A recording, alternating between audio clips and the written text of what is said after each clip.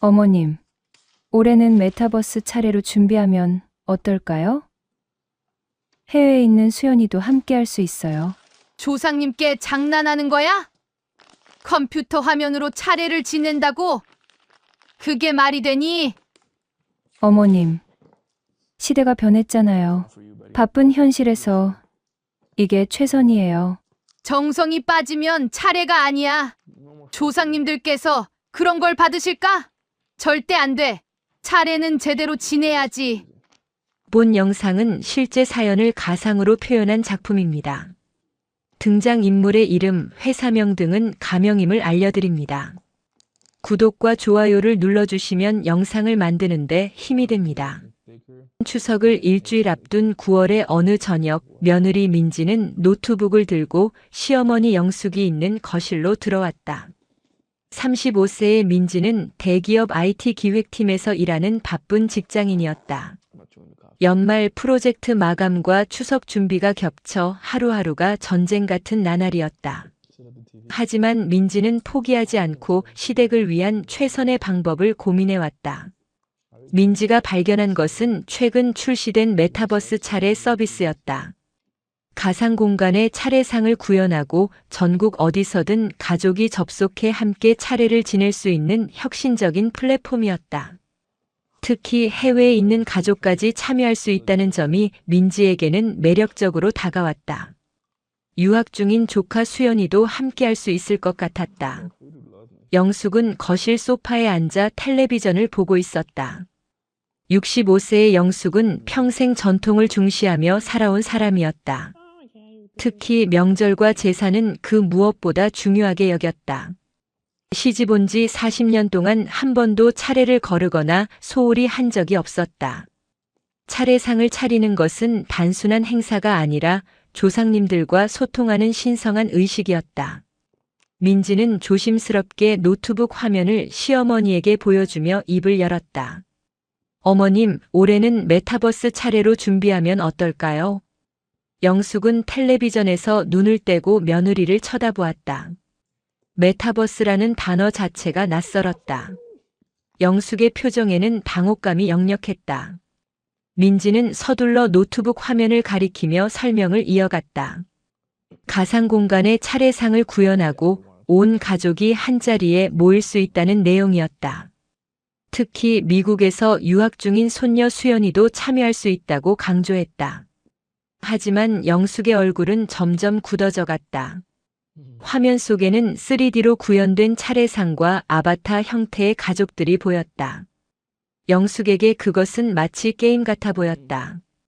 조상님께 올리는 신성한 차례를 이런 식으로 치른다는 것이 도저히 이해되지 않았다. 영숙의 머릿속에는 자신이 평생 지켜온 차례의 모습이 떠올랐다.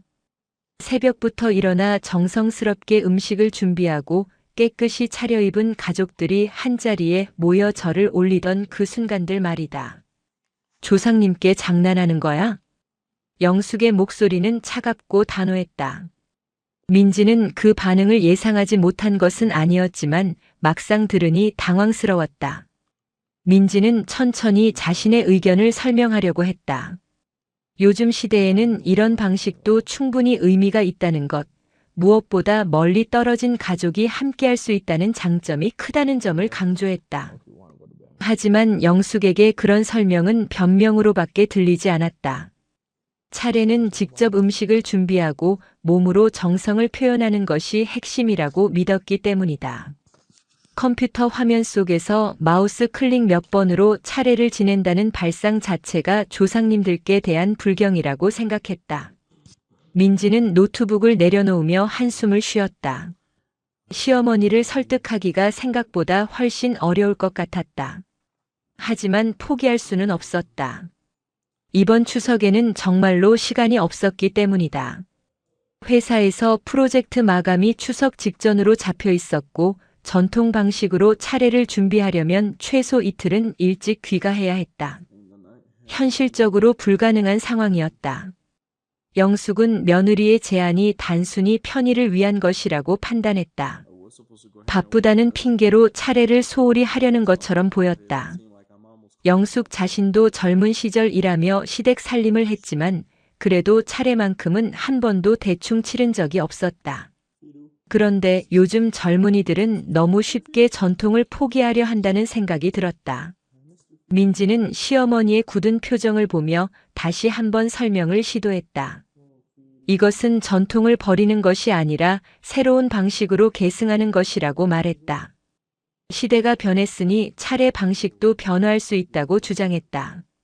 무엇보다 해외에 있는 수연이가 3년 만에 가족과 함께 차례를 지낼 수 있다는 점을 강조했다. 하지만 영숙은 고개를 저었다. 차례는 물리적으로 한자리에 모여야 의미가 있다고 믿었다. 화면 속에서 만나는 것은 진짜 만남이 아니라고 생각했다. 특히 조상님들께 올리는 차례에서 그런 가짜 만남을 허용할 수는 없었다. 영숙에게 차례는 단순한 행사가 아니라 가족의 뿌리를 확인하고 조상의 은혜를 기리는 신성한 의식이었다. 민지는 점점 답답해졌다. 자신이 제안한 방법이 결코 불성실한 것이 아닌데 시어머니는 전혀 들으려 하지 않았다. 민지는 이 서비스가 얼마나 많은 사람들에게 호응을 얻고 있는지, 그리고 전문가들도 시대에 맞는 새로운 시도라고 평가한다는 점을 설명했다. 하지만 영숙의 태도는 변하지 않았다. 영숙은 며느리를 바라보며 깊은 한숨을 내쉬었다. 세대 차이라는 것이 이렇게 크다는 것을 새삼 느꼈다. 자신이 소중히 여기는 가치들이 젊은 세대에게는 고리타분한 고집으로 보이는 것 같아 서러웠다. 하지만 영숙은 물러설 수 없었다. 차례만큼은 반드시 전통 방식으로 지켜야 한다는 신념이 확고했기 때문이다. 거실에는 무거운 침묵이 흘렀고 두 세대 간의 깊은 골이 시작되고 있었다. 다음 날 아침 민지는 시어머니를 설득하기 위해 다시 한번 시도하기로 마음먹었다. 어젯밤 영숙의 단호한 거부에 좌절했지만 포기할 수는 없었다. 현실적으로 전통 방식으로 차례를 준비할 시간이 정말로 없었기 때문이다. 회사에서는 연말 프로젝트 때문에 추석 연휴 직전까지 야근이 예정되어 있었고 그 상황에서 이틀에 걸쳐 차례 음식을 준비한다는 것은 불가능했다. 민지는 식탁에 앉아 아침 식사를 준비하는 영숙의 뒷모습을 바라보았다. 65세의 시어머니는 새벽부터 일어나 가족의 식사를 챙기고 있었다. 그 모습을 보니 민지도 마음이 무거워졌다. 시어머니의 노력과 정성을 모르는 것은 아니었다. 하지만 자신에게도 나름의 사정과 고민이 있었다. 민지는 용기를 내어 다시 말을 꺼냈다. 어머님, 어제 말씀드린 것에 대해 다시 한번 생각해 주실 수 없을까요? 영숙은 국그릇을 들고 식탁으로 오면서 차가운 표정으로 대답했다. 생각할 것도 없어. 차례는 제대로 지내야지. 영숙의 단호한 거절에 민지는 깊은 한숨을 내쉬었다. 하지만 여기서 포기하면 안 된다는 생각이 들었다. 민지는 차분한 목소리로 자신의 상황을 설명하기 시작했다. 회사 프로젝트가 얼마나 중요한지, 그리고 이번 추석에 시간을 내기가 얼마나 어려운지 구체적으로 이야기했다. 메타버스 차례는 단순히 편의를 위한 것이 아니라 현실적인 대안이라는 점을 강조했다. 영숙은 며느리의 설명을 들으며 점점 화가 났다. 바쁘다는 핑계로 조상님께 드리는 차례를 소홀히 하겠다는 말로 들렸기 때문이다. 영숙 자신도 젊은 시절 육아와 직장을 병행하며 힘들게 살았다. 하지만 그래도 명절만큼은 반드시 시간을 내어 정성스럽게 준비했다. 새벽 3시에 일어나서 음식을 준비하고 피곤한 몸을 이끌고 차례상을 차렸던 기억이 생생했다. 민지는 시어머니의 표정에서 불만을 읽었지만 계속해서 자신의 입장을 설명했다. 이것은 전통을 무시하는 것이 아니라 시대에 맞는 새로운 방식이라는 점을 강조했다. 특히 해외에 있는 수연이가 참여할 수 있다는 것이 가장 큰 장점이라고 말했다. 3년 만에 온 가족이 함께 차례를 지낼 수 있는 기회라는 것이었다. 하지만 영숙에게 그런 논리는 통하지 않았다. 화면 속에서 만나는 것은 진정한 만남이 아니었다. 차례는 직접 얼굴을 맞대고 같은 공간에서 숨을 쉬며 함께 음식을 나누어 먹어야 의미가 있다고 믿었다.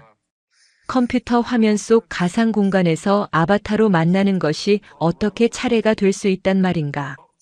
영숙은 식탁에 앉으며 단호한 목소리로 말했다. 정성이 빠지면 차례가 아니야. 조상님들께서 그런 걸 받으실까? 민지는 시어머니의 말에 반박하고 싶었지만 참았다. 감정적으로 대응하면 상황이 더 악화될 것 같았기 때문이다.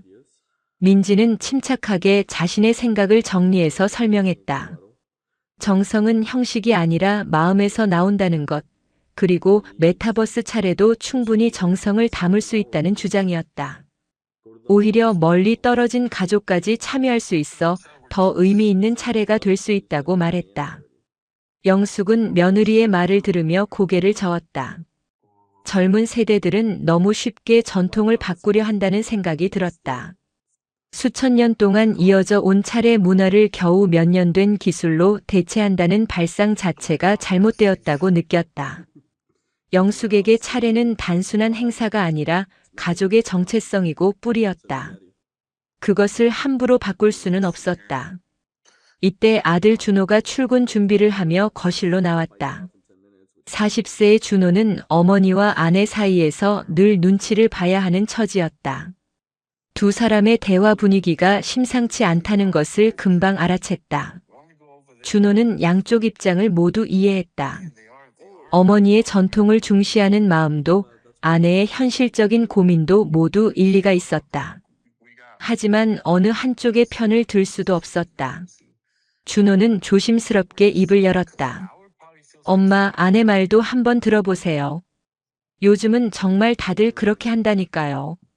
하지만 영숙은 아들의 말에도 귀를 기울이지 않았다.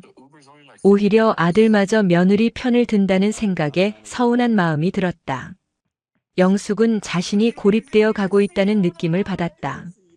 가족 모두가 자신을 시대에 뒤떨어진 완고한 사람으로 보는 것 같았다. 민지는 남편이 도와주려는 것에 고마웠지만 오히려 상황이 더 복잡해지는 것 같아 걱정스러웠다. 시어머니의 표정이 점점 굳어지고 있었기 때문이다. 민지는 다시 한번 부드럽게 설득을 시도했다. 이번 한 번만 새로운 방식을 시도해보자고 제안했다. 만약 문제가 있다면 내년부터는 다시 전통 방식으로 돌아가도 좋다고 양보했다. 하지만 영숙은 단호하게 고개를 저었다. 한 번이라도 허용하면 그것이 계속될 것이라는 불안감이 있었다. 전통은 한 번 무너지면 다시 세우기 어렵다는 것을 잘 알고 있었기 때문이다. 영숙은 자리에서 일어나며 마지막으로 분명히 말했다.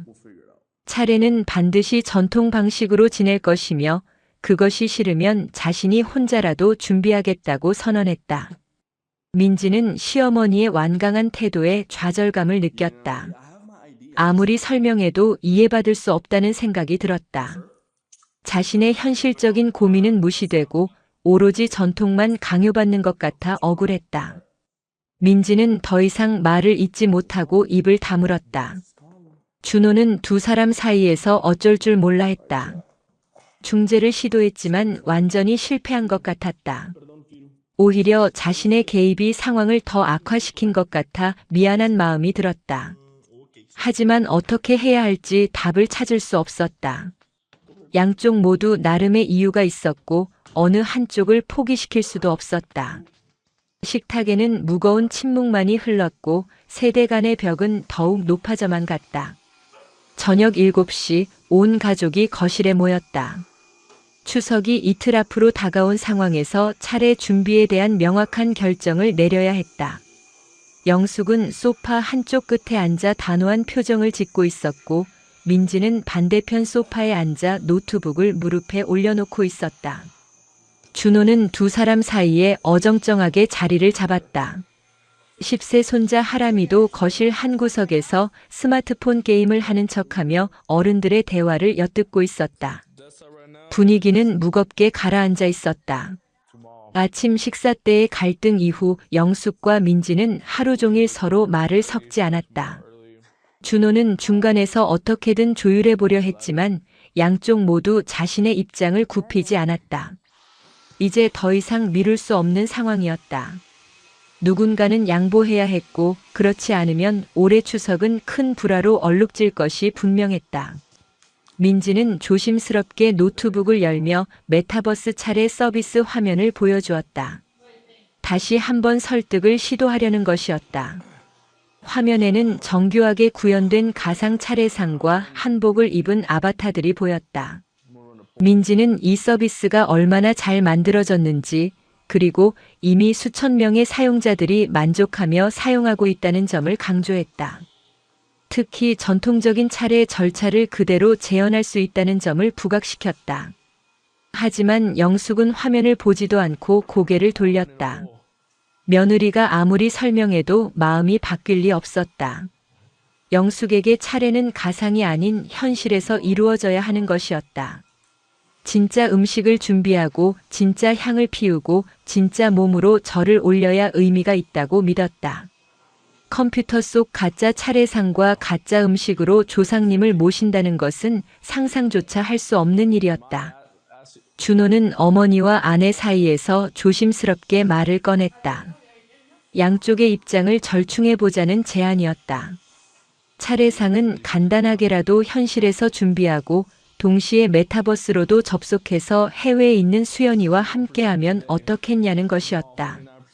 하지만 영숙은 그것도 받아들이지 않았다. 간단하게라도 차례를 준비한다는 것 자체가 조상님께 불경이라고 생각했기 때문이다. 민지는 점점 화가 났다. 자신이 이렇게까지 노력하는데 시어머니는 한치의 양보도 하지 않았다. 민지의 목소리에도 조금씩 날이 서기 시작했다. 회사 일로 밤낮 없이 바쁜 상황에서 이틀 동안 차례 준비를 하는 것이 얼마나 힘든 일인지 시어머니는 전혀 이해하지 못하는 것 같았다. 민지는 자신도 나름대로 가족을 위해 최선을 다하고 있는데 그것을 인정받지 못한다는 생각에 억울했다. 영숙도 마찬가지로 답답했다. 며느리가 왜 이렇게 간단한 것을 이해하지 못하는지 알 수 없었다. 차례는 정성이 핵심이고 그 정성은 시간과 노력을 들여야 표현되는 것이었다. 편의만 추구하고 전통을 무시하는 며느리의 태도가 영숙에게는 참을 수 없었다. 자신이 평생 지켜온 가치들이 하루아침에 무너지는 것을 지켜볼 수만은 없었다. 대화는 점점 다툼으로 번져갔다. 민지는 시어머니가 시대에 뒤떨어진 고집만 부린다고 말했고 영숙은 며느리가 조상님을 무시한다고 반박했다. 두 사람의 목소리는 점점 높아져 갔고 거실의 분위기는 급속도로 냉각되었다. 준호는 두 사람을 말리려 했지만 역부족이었다. 오히려 자신이 끼어들수록 상황이 더 악화되는 것 같았다. 이때 한 구석에서 스마트폰만 보고 있던 하람이의 눈에 눈물이 고이기 시작했다. 10세 아이에게 할머니와 엄마가 싸우는 모습은 너무나 무섭고 불안한 일이었다. 평소에는 화목했던 가족이 이렇게 갈라지는 것을 보며 하람이는 자신이 뭔가 잘못한 것은 아닌지 걱정했다. 아이의 작은 어깨가 떨리기 시작했다. 할머니, 엄마, 싸우지 마세요. 하람이의 떨리는 목소리에 거실이 순간 조용해졌다. 영숙과 민지는 동시에 손자를 바라보았다. 하람이의 볼을 따라 눈물이 주르륵 흘러내리고 있었다. 아이의 순수한 눈물은 두 사람의 가슴을 찔렀다. 자신들의 갈등이 아이에게까지 상처를 주고 있다는 것을 깨달은 순간이었다. 영숙은 손자의 모습을 보며 마음이 아팠다. 자신이 너무 심하게 나간 것은 아닌가 하는 반성이 들었다. 하지만 동시에 차례에 대한 신념을 포기할 수도 없었다. 영숙은 복잡한 심정으로 자리에서 일어나 방으로 들어가 버렸다. 더 이상 이야기를 계속할 수 없을 것 같았다. 민지도 하람이의 눈물에 마음이 무너졌다. 자신도 너무 감정적으로 대응한 것 같아 미안했다. 민지는 하람이를 안아주며 괜찮다고 달래었지만 아이의 눈물은 쉽게 멈추지 않았다. 가족의 행복을 위해 더 나은 방법을 제안한 것인데 오히려 가족에게 상처를 주는 결과가 되어버렸다. 준호는 아내와 아들을 바라보며 깊은 한숨을 내쉬었다. 자신의 무능함이 원망스러웠다. 어머니와 아내 사이를 제대로 조율하지 못해 결국 아들까지 울리고 말았다. 준호는 어떻게 해야 이 상황을 해결할 수 있을지 막막했다. 양쪽 모두 옳은 말을 하고 있는 것 같은데 왜 합의점을 찾지 못하는 것일까? 거실에는 하람이의 흐느끼는 소리만 조용히 울려 퍼졌다. 가족의 균열은 생각보다 깊었다. 단순히 차례를 어떻게 준비할 것인가의 문제가 아니라 서로의 가치관과 삶의 방식이 충돌하는 근본적인 갈등이었다. 이제 추석은 이틀밖에 남지 않았는데 가족은 여전히 해결책을 찾지 못한 채 서로에게 상처만 주고 있었다. 방 안으로 들어간 영숙도 거실에 남은 민지도 모두 마음이 무겁기만 했다. 추석 당일 아침 집안 분위기는 여전히 무겁게 가라앉아 있었다. 영숙은 새벽부터 일어나 혼자서 차례상을 준비하기 시작했다. 며느리의 도움 없이 모든 것을 준비하는 것이 힘들었지만 차례만큼은 제대로 지내겠다는 결심을 굽히지 않았다. 전, 나물, 탕, 적 등을 하나하나 정성스럽게 만들었다. 몸은 힘들었지만 마음만큼은 조상님께 드리는 정성으로 가득했다. 민지는 침실에서 나오지 않았다. 어젯밤 하람이를 울린 것에 대한 죄책감과 시어머니에 대한 서운함이 뒤섞여 복잡한 마음이었다. 자신이 제안한 방법이 받아들여지지 않은 것도 속상했지만 무엇보다 가족에게 상처를 준 것이 가장 마음 아팠다. 민지는 침대에 누워 천장을 바라보며 깊은 생각에 잠겼다. 준호는 양쪽 사이에서 어떻게 해야 할지 몰라 전전긍긍했다. 어머니를 도와 차례 준비를 해야 할지, 아내를 위로해야 할지 갈피를 잡을 수 없었다. 결국 부엌과 침실을 오가며 눈치만 보는 신세가 되었다. 하람이도 어제의 충격에서 벗어나지 못한 채 자기 방에 틀어박혀 있었다. 오전 10시 영숙은 거의 모든 준비를 마쳤다. 차례상은 전통 방식 그대로 완벽하게 차려졌다. 혼자 준비하느라 평소보다 2배는 힘들었지만 영숙의 얼굴에는 만족감이 어려 있었다. 이제 가족들을 불러 차례를 지내기만 하면 되었다. 영숙은 거실로 나가 가족들을 모으기 시작했다. 민지는 마지못해 침실에서 나왔다. 차례를 거부할 수는 없었지만 마음은 여전히 무거웠다. 준호와 하람이도 거실로 나왔다. 가족 모두 어색하고 불편한 표정이었다. 평소 같았으면 웃으며 차례를 준비했을 텐데 올해는 분위기가 완전히 달랐다. 그때 민지의 노트북에서 알림음이 울렸다. 메타버스 차례 서비스에서 보낸 메시지였다. 민지는 처음에는 무시하려 했지만 문득 호기심이 생겼다. 혹시나 하는 마음에 노트북을 열고 서비스에 접속해 보았다. 그리고 놀라운 광경을 목격했다. 미국에서 유학 중인 조카 수연이가 메타버스 차례방에 접속해 있었던 것이다. 민지는 깜짝 놀라 화면을 확인했다. 분명 수연이었다. 3년 전 떠날 때의 모습보다 훨씬 성숙해진 15세 소녀의 얼굴이 화면에 나타나 있었다. 수연이는 한복 아바타를 입고 가상 차례상 앞에 서 있었다. 민지는 흥분된 목소리로 가족들을 불렀다. 어머님, 수연이에요. 수연이가 접속했어요. 영숙은 처음에는 믿지 않았다. 하지만 민지가 노트북을 들고 다가오자 화면을 보게 되었다. 그곳에는 정말로 손녀 수연이가 있었다. 영숙의 눈이 커졌다. 3년 동안 영상통화로만 보던 손녀를 이렇게 차례 자리에서 만나게 될 줄은 상상도 못했다. 할머니, 보고 싶었어요. 수연이의 목소리가 스피커를 통해 들려왔다. 영숙은 그 목소리를 듣는 순간 눈물이 핑 돌았다. 손녀가 멀리 미국에 있지만 이렇게라도 함께 차례를 지낼 수 있다는 것이 감동적이었다. 영숙이 그렇게 반대했던 메타버스 차례가 손녀와의 만남을 가능하게 해준 것이었다. 준호도 딸의 모습을 보고 놀라며 다가왔다. 하람이는 신기한 듯 화면을 들여다보며 누나에게 손을 흔들었다.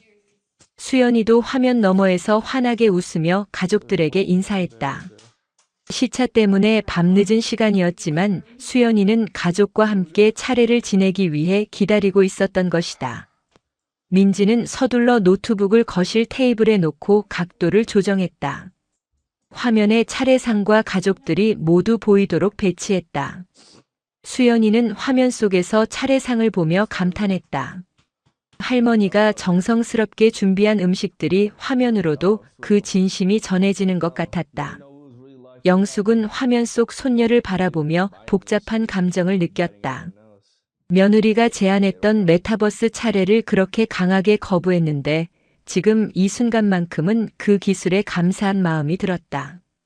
멀리 떨어진 손녀와 이렇게라도 함께할 수 있다는 것이 얼마나 귀한 일인지 깨달았다. 가족들은 수연이가 보는 앞에서 차례를 시작했다. 영숙이 제주로 나서고 준호가 보조했다.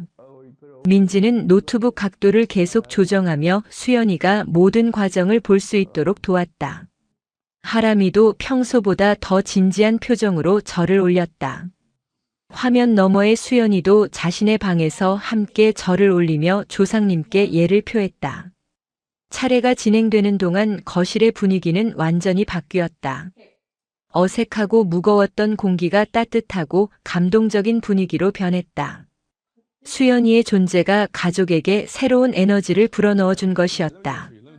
영숙은 차례를 지내면서도 자꾸만 화면 속 손녀를 쳐다보게 되었다. 그 모습이 너무나 사랑스러웠다. 차례의 주요 절차가 끝나고 가족들이 자리에 앉았을 때 영숙은 조용히 화면 속 손녀에게 말했다. 수연아, 할머니가 보고 싶었단다. 수연이는 화면 너머에서 눈물을 글썽이며 대답했다. 자신도 할머니와 가족들이 너무 보고 싶었다고 이렇게라도 함께할 수 있어서 행복하다고 말했다. 그 순간 영숙의 마음속에서 뭔가가 움직였다. 자신이 그토록 거부했던 기술이 손녀와의 거리를 좁혀주었고 가족을 하나로 모아주었다. 민지는 조심스럽게 시어머니를 바라보았다. 영숙의 표정이 어제와는 완전히 달라져 있었다. 단호함과 고집 대신 부드러움과 감동이 가득했다. 민지는 혹시 시어머니의 마음이 조금이라도 변한 것은 아닐까 하는 기대를 품게 되었다. 첫 번째 반전의 빛이 가족에게 조용히 스며들고 있었다.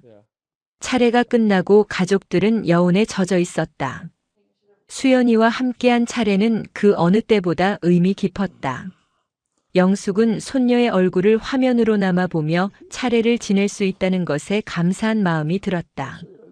어쩌면 민지의 제안이 완전히 틀린 것만은 아니었다는 생각이 스쳤다.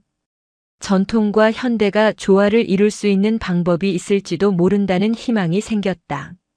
민지는 시어머니의 변화된 표정을 보며 조심스럽게 제안했다. 이왕 수연이가 접속한 김에 메타버스 차례방도 한번 들어가 보는 것이 어떻겠냐는 것이었다. 수연이가 준비해 놓은 가상 차례상도 구경하고 새로운 기술이 어떤 것인지 직접 경험해 보자는 의미였다. 영숙은 잠시 망설였지만 손녀를 위해서라도 한 번쯤은 괜찮을 것 같았다. 민지는 서둘러 VR 헤드셋을 가져왔다. 가족 모두가 메타버스 차례방에 접속하기 위한 장비였다. 준호와 하람이는 신기해하며 헤드셋을 착용했다. 영숙은 처음 보는 기계 장치가 낯설고 어색했지만 민지의 도움을 받아 조심스럽게 헤드셋을 썼다. 무겁고 답답한 느낌이 들었지만 참기로 했다. 화면이 켜지자 영숙의 눈앞에 새로운 세상이 펼쳐졌다. 가상 공간 속에는 아름답게 꾸며진 한옥 건물이 있었고 그 안에 정교하게 구현된 차례상이 놓여 있었다. 수연이가 준비한 것이었다. 영숙은 그 광경을 보며 놀라움을 감추지 못했다. 실제와 거의 구분이 가지 않을 정도로 정교했기 때문이다. 가족들의 아바타가 하나둘 나타나기 시작했다. 준호와 민지, 하람이의 모습을 본뜬 가상 캐릭터들이 차례방에 입장했다. 수연이도 이미 그곳에서 기다리고 있었다. 모두 한복을 입은 아바타 형태였는데 실제 가족의 특징을 잘 살려 만들어져 있었다. 영숙은 이 모든 것이 신기하면서도 한편으로는 불안했다. 할머니, 여기 제가 준비한 차례상이에요. 수연이가 가상 공간 속에서 차례상을 가리키며 설명했다. 손녀가 얼마나 정성스럽게 준비했는지 느껴졌다. 각종 과일과 전, 나물들이 전통 방식 그대로 배치되어 있었다. 비록 가짜이긴 하지만 손녀의 마음만큼은 진짜였다. 영숙은 그 모습을 보며 뭉클한 감정을 느꼈다. 그런데 바로 그때였다. 갑자기 화면이 버벅거리기 시작했다. 영숙의 눈앞에 있던 차례상이 일그러지더니 이상하게 변형되기 시작했다. 조상 사진이 깨져 보이다가 픽셀로 흩어졌다. 민지는 당황하며 시스템을 확인했지만 원인을 알 수 없었다. 서버 오류인지 네트워크 문제인지 정확하지 않았다. 뭐야? 이거 왜 이래? 하람이의 당황한 목소리가 들렸다. 아이의 화면에도 똑같은 문제가 발생한 것이었다. 준호 역시 혼란스러워했다. 화면이 멈췄다가 다시 켜지길 반복했다. 그러더니 갑자기 엉뚱한 아바타들이 차례방에 나타나기 시작했다. 전혀 모르는 사람들의 아바타가 무작위로 입장하는 것이었다. 민지는 식은땀을 흘리며 시스템을 재시작하려 했다. 하지만 상황은 더 악화되었다. 조상 사진이 있어야 할 자리에 엉뚱한 캐릭터 이미지가 나타났다. 심지어 만화 캐릭터 같은 것도 보였다. 진지하게 준비한 차례가 순식간에 우스꽝스러운 상황으로 변해버렸다. 영숙은 헤드셋을 벗으며 실망스러운 표정을 지었다. 역시나 이런 기계는 믿을 수 없다는 생각이 들었다. 조상님께 드리는 신성한 차례를 이런 불안정한 시스템으로 지낸다는 것이 얼마나 위험한 일인지 증명된 것 같았다. 영숙의 얼굴에는 허탈함과 함께 내가 그럴 줄 알았다는 표정이 역력했다. 수연이는 화면 너머에서 당황하며 사과했다. 자신이 준비한 차례가 이렇게 망가진 것에 대해 미안해했다. 하지만 이미 분위기는 완전히 깨진 상태였다. 감동적이었던 순간이 순식간에 혼란과 실망으로 바뀌어 버렸다. 민지는 얼굴이 새하얘졌다. 자신이 그토록 추천했던 서비스가 이렇게 중요한 순간에 오류를 일으키다니 믿을 수 없었다.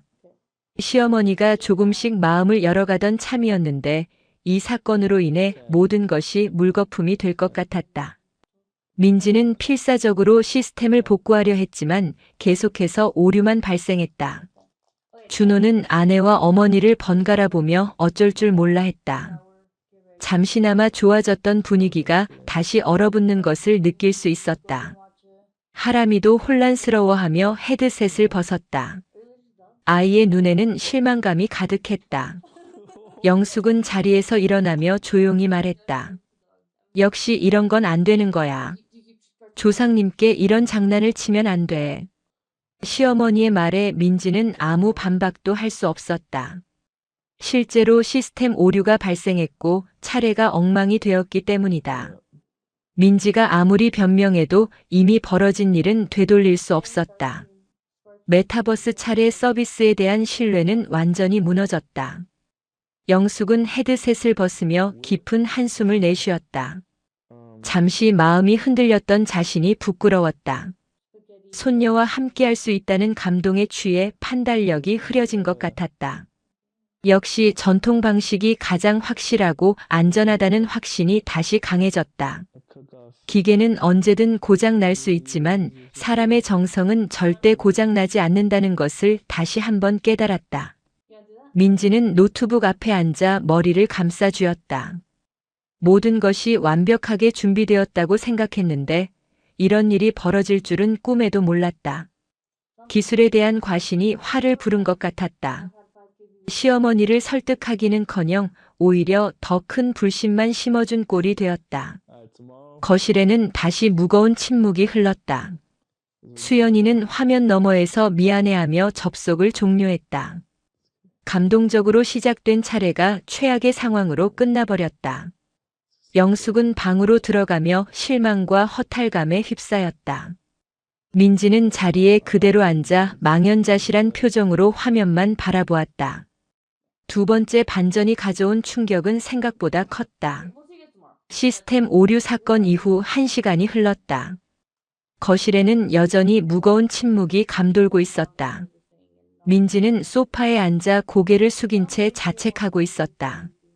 자신이 제안한 방법이 완전히 실패로 끝나버린 것에 대한 책임감이 무거웠다.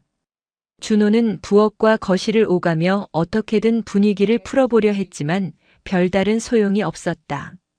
하람이는 자기 방에 들어가 나오지 않았다. 영숙은 방 안에서 창밖을 바라보며 깊은 생각에 잠겨 있었다. 메타버스 차례의 시스템 오류를 보며 자신의 판단이 옳았다는 확신을 얻었다. 하지만 동시에 다른 생각도 들었다.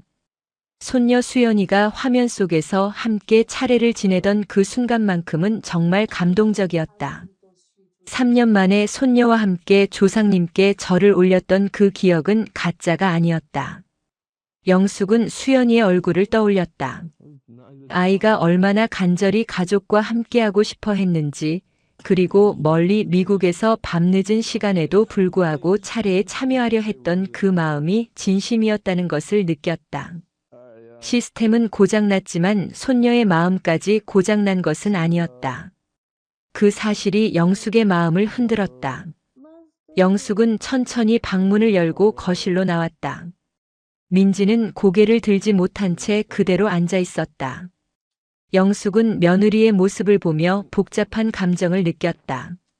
민지가 나쁜 의도로 메타버스 차례를 제안한 것은 아니라는 것을 알고 있었다. 오히려 바쁜 일정 속에서도 가족을 위해 최선의 방법을 찾으려 했던 것이다. 영숙은 소파에 조용히 앉으며 가족들을 바라보았다. 준호는 어머니가 나온 것을 보고 긴장한 표정으로 서 있었다. 민지도 조심스럽게 고개를 들어 시어머니를 쳐다보았다.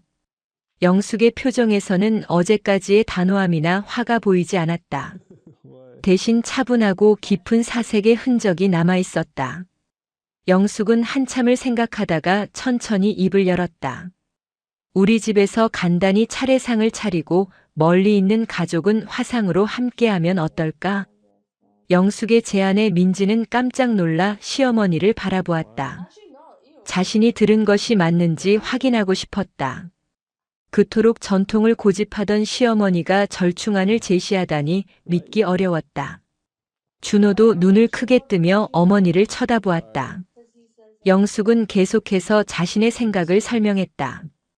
차례상은 전통 방식대로 현실에서 준비하되 규모를 줄이는 것이었다.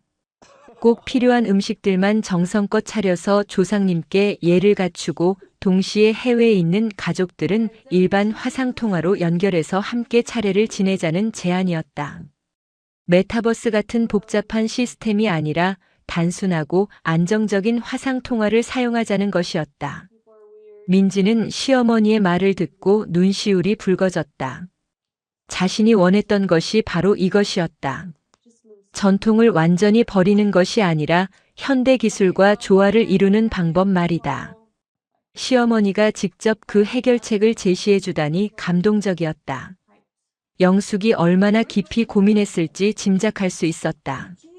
영숙은 며느리를 바라보며 부드럽게 말을 이었다.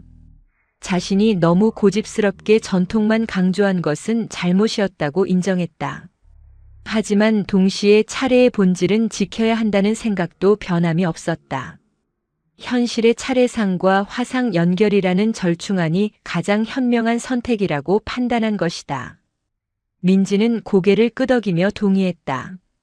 시어머니의 제안이 완벽하다고 생각했다. 전통의 정신은 지키면서도 현대의 기술을 활용해 멀리 있는 가족과 함께할 수 있는 방법이었다. 무엇보다 안정적이고 실현 가능한 방법이라는 점이 마음에 들었다. 준호는 어머니와 아내가 합의점을 찾은 것을 보고 안도의 한숨을 내쉬었다. 마침내 두 사람이 서로를 이해하고 받아들이는 모습을 보게 된 것이다. 준호는 양쪽 모두에게 고마운 마음이 들었다. 어머니가 고집을 내려놓고 유연해진 것도, 아내가 전통의 가치를 존중해 준 것도 모두 대단한 일이었다. 영숙은 구체적인 계획을 설명하기 시작했다. 내일 다시 한번 간소한 차례상을 준비하고 수연이를 화상통화로 연결해서 함께 차례를 지내자는 것이었다. 오늘처럼 복잡한 기술을 사용하지 않아도 충분히 함께할 수 있다고 말했다. 간단한 화상통화만으로도 손녀와 얼굴을 보며 차례를 지낼 수 있다는 것이었다. 민지는 그 제안에 전적으로 동의했다. 자신도 차례 준비를 도와 함께 음식을 만들고 싶다고 말했다. 비록 시간이 부족하지만 핵심적인 몇 가지 음식만이라도 정성껏 준비하겠다고 약속했다. 시어머니와 함께 차례를 준비한다는 것 자체가 의미 있는 일이라고 생각했다. 영숙은 며느리의 말에 고개를 끄덕였다. 함께 준비하면 부담도 줄고 서로를 이해하는 시간도 가질 수 있을 것 같았다. 영숙은 며느리에게 전통 요리법을 가르쳐주고 민지는 효율적인 조리 방법을 공유하면서 서로에게 배울 수 있을 것이라고 생각했다. 하람이가 방에서 나와 거실로 왔다. 아이는 할머니와 엄마가 평화롭게 대화하는 모습을 보고 안심한 표정을 지었다. 더 이상 싸우지 않는다는 것을 느낀 것이다. 하람이는 할머니와 엄마 사이에 앉으며 환하게 웃었다. 영숙은 손자를 쓰다듬으며 미소 지었다. 가족의 화목이 무엇보다 중요하다는 것을 다시 한번 깨달았다. 차례를 어떤 방식으로 지내느냐도 중요하지만 그보다 더 중요한 것은 가족이 서로를 이해하고 사랑하는 마음이었다. 영숙은 며칠간의 갈등을 통해 소중한 교훈을 얻었다. 민지도 하람이를 안아주며 눈물을 훔쳤다. 시어머니와의 갈등이 해결되어 너무 다행이었다. 무엇보다 시어머니가 먼저 절충안을 제시해준 것에 깊은 감동을 받았다. 그 지혜와 너그러움에 진심으로 감사했다. 준호는 가족 모두가 화해하는 모습을 보며 뿌듯한 마음이 들었다. 비록 자신이 적극적으로 중재하지는 못했지만 결국 가족들이 스스로 해결책을 찾아낸 것이 자랑스러웠다. 이제 내일 다시 차례를 준비하면서 진정한 가족의 의미를 느낄 수 있을 것 같았다. 두 번째 반전을 통해 가족은 더욱 단단해졌고 진정한 조화의 길을 찾아가고 있었다. 추석 다음 날 아침 영숙과 민지는 함께 부엌에 섰다. 어제와는 완전히 다른 분위기였다. 두 사람은 나란히 서서 차례 음식을 준비하기 시작했다. 영숙은 민지에게 전통적인 나물 볶는 법을 가르쳐 주었고 민지는 시어머니에게 시간을 절약할 수 있는 효율적인 조리 순서를 제안했다. 서로의 장점을 배우며 협력하는 모습이었다. 영숙은 민지의 손놀림을 지켜보며 감탄했다. 며느리가 비록 전통 방식은 몰랐지만 요리 실력 자체는 뛰어났다. 재료를 다루는 솜씨도 능숙했고 무엇보다 정성을 다하는 태도가 마음에 들었다. 영숙은 자신이 그동안 며느리의 장점을 제대로 보지 못했다는 것을 깨달았다. 방식은 달랐지만 가족을 위하는 마음만큼은 똑같았다. 민지는 시어머니에게 전통 요리법을 배우며 신기해했다. 간단해 보이는 나물 하나에도 세심한 손길과 정성이 필요하다는 것을 알게 되었다. 불 조절부터 간을 맞추는 타이밍까지 모든 것에 의미가 있었다. 민지는 이런 지혜가 수십 년간 축적된 것이라는 점을 존중하게 되었다. 전통이 단순히 옛것이 아니라 가치 있는 지식이라는 것을 이해했다. 두 사람은 대화를 나누며 함께 요리했다. 영숙은 자신의 젊은 시절 이야기를 들려주었다. 시댁에서 차례 준비를 배울 때 얼마나 힘들었는지, 그래도 그 과정에서 가족의 의미를 배웠다는 이야기였다. 민지는 시어머니의 이야기를 들으며 그동안 몰랐던 면을 발견했다.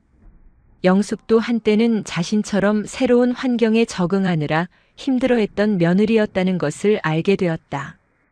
오전 10시쯤 차례 음식 준비가 거의 끝나갔다. 많은 양은 아니었지만 정성이 가득 담긴 음식들이었다. 전통 방식으로 만든 나물과 전, 그리고 민지가 제안한 건강한 조리법으로 만든 구이가 조화롭게 어우러져 있었다. 영숙은 만족스러운 표정으로 완성된 음식들을 바라보았다. 준호와 하람이도 차례 준비를 도왔다. 준호는 상을 차리고 제기를 정리했다. 하람이는 과일을 씻어 예쁘게 담았다. 온 가족이 함께 참여하는 차례 준비는 그 자체로 의미 있는 시간이었다. 각자가 맡은 역할을 하며 하나가 되어가는 느낌이 들었다. 오전 11시 드디어 차례를 지낼 시간이 되었다.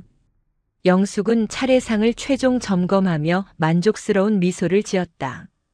어제처럼 화려하지는 않지만 진심이 가득 담긴 차례상이었다. 민지는 노트북을 차례상 옆 테이블에 설치하고 각도를 조정했다. 메타버스 같은 복잡한 시스템이 아니라 단순한 화상통화 프로그램을 실행했다. 민지는 수연이에게 영상통화를 걸었다. 잠시 후 화면에 손녀의 얼굴이 나타났다.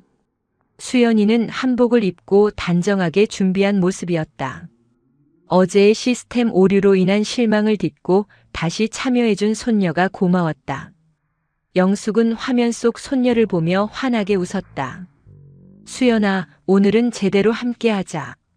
영숙의 따뜻한 말에 수연이도 환하게 웃으며 대답했다. 이번에는 아무 문제가 없을 것 같았다. 단순한 화상통화였기에 시스템 오류가 발생할 가능성도 거의 없었다. 안정적인 연결 상태에서 손녀의 얼굴이 선명하게 보였다. 차례가 시작되었다. 영숙이 제주로 나서고 가족들이 차례로 절을 올렸다. 화면 속 수연이도 자신의 방에서 함께 절을 올렸다. 비록 물리적으로는 떨어져 있었지만 마음만큼은 한자리에 모인 것 같았다. 전통적인 절차를 그대로 따르면서도 현대 기술로 멀리 있는 가족을 연결하는 모습은 감동적이었다. 차례를 지내는 동안 거실에는 평화로운 분위기가 흘렀다. 조상님께 예를 갖추는 신성함과 함께 가족이 하나 되는 따뜻함이 공존했다. 영숙은 절을 올리며 조상님들께서도 이런 조화를 기뻐하실 것이라고 믿었다. 형식도 중요하지만 가족의 마음이 모이는 것이 더 중요하다는 것을 깨달았기 때문이다. 민지는 차례를 지내면서 가슴 깊은 곳에서 감동을 느꼈다. 자신이 원했던 것이 바로 이것이었다. 전통을 존중하면서도 현실적인 방법을 찾는 것, 그리고 무엇보다 가족 모두가 함께 참여하는 것 말이다. 시어머니의 지혜로운 제안이 이 모든 것을 가능하게 만들었다. 차례의 주요 절차가 끝나고 가족들은 음식을 나누어 먹기 시작했다. 수연이는 화면 속에서 가족들이 음식을 먹는 모습을 지켜보았다. 비록 함께 먹을 수는 없었지만 같은 시간을 공유한다는 것만으로도 행복했다. 수연이는 내년에는 직접 돌아와서 가족과 함께 차례를 지내고 싶다고 말했다. 영숙은 손녀의 말에 고개를 끄덕이며 약속했다. 내년에는 꼭 함께 모여서 차례를 지내자고, 그때는 지금보다 더 풍성한 차례상을 준비하겠다고 말했다. 수연이는 환하게 웃으며 기대된다고 대답했다. 하람이는 화면 속 누나에게 손을 흔들며 인사했다. 어제의 혼란스러운 상황과는 완전히 다른 모습이었다. 모든 것이 자연스럽고 평화로웠다. 아이는 할머니가 만든 전과 엄마가 만든 구이를 번갈아 먹으며 행복해했다. 두 가지 모두 맛있다고 말하는 손주의 모습에 영숙과 민지는 서로를 바라보며 미소 지었다. 준호는 가족들이 화목하게 음식을 나누는 모습을 보며 뿌듯한 마음이 들었다. 며칠간의 갈등이 무색할 정도로 평화로운 광경이었다. 어머니와 아내가 서로를 이해하고 존중하는 모습, 그리고 멀리 있는 딸까지 함께하는 이 순간이 너무나 소중했다. 민지는 시어머니에게 조심스럽게 말했다. 어머님, 가르쳐 주셔서 감사해요. 내년에는 제가 더 잘 준비할게요. 영숙은 며느리의 손을 잡으며 따뜻하게 대답했다. 함께하면 된다고 서로 도우며 준비하는 것이 가장 좋은 방법이라고 말했다. 두 사람의 손을 잡은 모습을 본 하람이가 환하게 웃었다. 화면 속 수연이도 감동받은 표정으로 그 모습을 지켜보았다. 할머니와 엄마가 화해한 것이 너무 기뻤다. 자신이 참여한 차례가 가족에게 의미 있는 시간이 된 것 같아 뿌듯했다. 차례가 완전히 끝나고 수연이와 작별 인사를 나누었다. 영숙은 손녀에게 건강하게 잘 지내라고 당부했고 수연이는 할머니께 효도하겠다고 약속했다. 화상 통화가 종료된 후에도 거실에는 따뜻한 여운이 남아 있었다. 전통과 현대가 조화를 이룬 새로운 차례의 형태가 탄생한 순간이었다. 오후 3시 차례와 식사를 모두 마친 후 가족들은 거실에서 여유로운 시간을 보내고 있었다. 영숙은 소파에 앉아 창밖을 바라보며 지난 며칠간의 일들을 되돌아보았다. 며느리와의 갈등, 손녀와의 감동적인 만남, 시스템 오류로 인한 혼란, 그리고 결국 찾아낸 조화의 해답까지 모든 것이 파노라마처럼 스쳐 지나갔다. 영숙은 자신이 얼마나 완고했는지 반성하게 되었다. 전통만이 옳다는 고집으로 며느리의 마음을 이해하지 못했고 가족에게 상처를 주었다. 하지만 이번 일을 통해 중요한 교훈을 얻었다.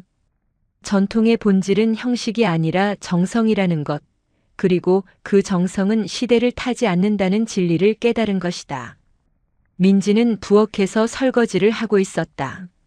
마음은 한결 가벼웠다. 시어머니와의 관계가 완전히 달라진 것을 느낄 수 있었다. 더 이상 갈등과 오해가 아니라 이해와 존중이 자리 잡았다. 민지는 설거지를 하면서도 입가에 미소가 떠나지 않았다. 시어머니에게 전통 요리를 배울 수 있다는 것이 기대되었고 앞으로 더 좋은 관계를 만들어갈 수 있을 것 같았다. 영숙은 자리에서 일어나 부엌으로 향했다. 며느리가 혼자 설거지하는 모습을 보고 함께 돕고 싶었다. 이제는 며느리와 나란히 서서 일하는 것이 자연스럽고 편안하게 느껴졌다. 영숙은 민지 옆에 서서 조용히 그릇을 닦기 시작했다. 두 사람은 한동안 말없이 함께 일했다. 그 침묵은 어색하지 않았다. 오히려 서로를 깊이 이해하게 된 사람들만이 나눌 수 있는 편안한 침묵이었다. 영숙은 한참 후에 조심스럽게 입을 열었다. 민지야, 정성은 시대를 타지 않는 거구나. 영숙의 말에는 깊은 깨달음이 담겨 있었다. 가스불이든 전기레인지든 현실이든 메타버스든 중요한 것은 도구가 아니라 마음이라는 것을 깨달은 것이다. 민지가 메타버스 차례를 제안한 것도 가족을 위한 정성에서 나온 것이었고 그 마음만큼은 진심이었다는 것을 인정하게 되었다. 민지는 시어머니의 말을 듣고 눈시울이 붉어졌다. 그동안 인정받고 싶었던 마음이 얼마나 컸는지 이제야 깨달았다. 자신의 방식이 틀렸다고 비난받는 것 같아 서러웠는데 이제 시어머니가 그 마음을 이해해준다는 것이 감사하고 감동적이었다. 어머님, 제가 어머님의 마음을 헤아리지 못했어요. 죄송해요. 민지의 진심 어린 사과에 영숙은 고개를 저었다. 잘못은 서로에게 있었다고 이제는 그 모든 것을 뒤로하고 함께 나아가면 된다고 말했다. 영숙은 며느리의 어깨를 가볍게 두드리며 위로했다. 두 사람의 눈에는 동시에 눈물이 맺혔다. 영숙은 지난 며칠간 자신이 느꼈던 두려움에 대해 솔직하게 털어놓았다.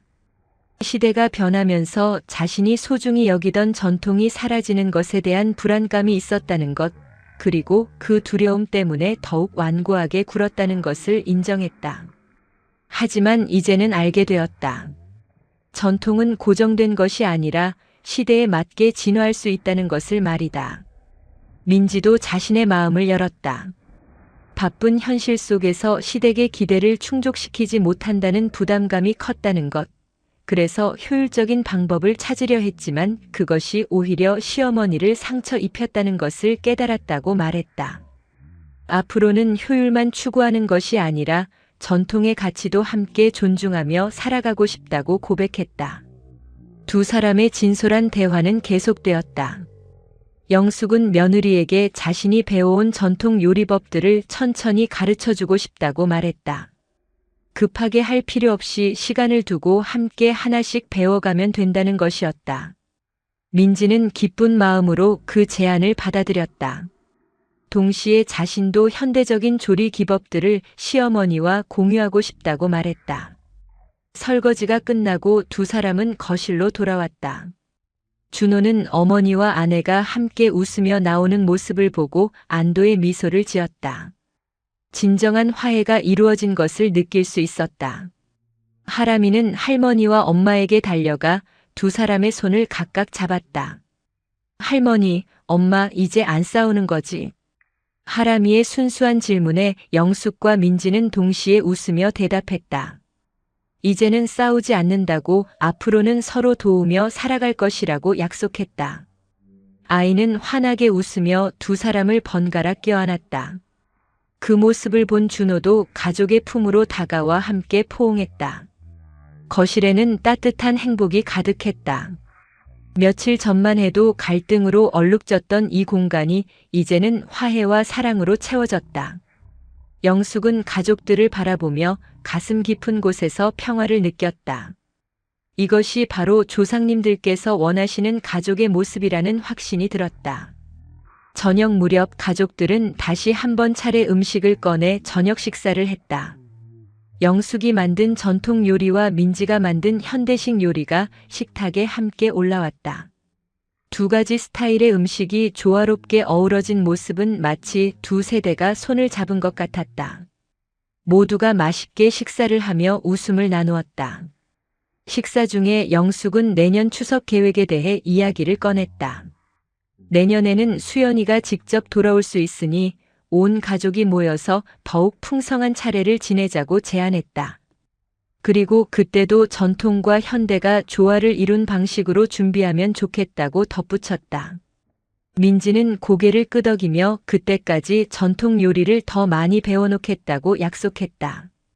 하람이는 신나서 내년에는 자기도 요리를 도와주고 싶다고 말했다. 영숙은 손자의 말에 환하게 웃으며 물론이라고 대답했다. 가족 모두가 함께 참여하는 차례가 가장 의미 있다고 말했다. 준호도 자신도 더 적극적으로 도울 것이라고 약속했다. 밤이 깊어가면서 가족들은 하나둘 자리에서 일어났다.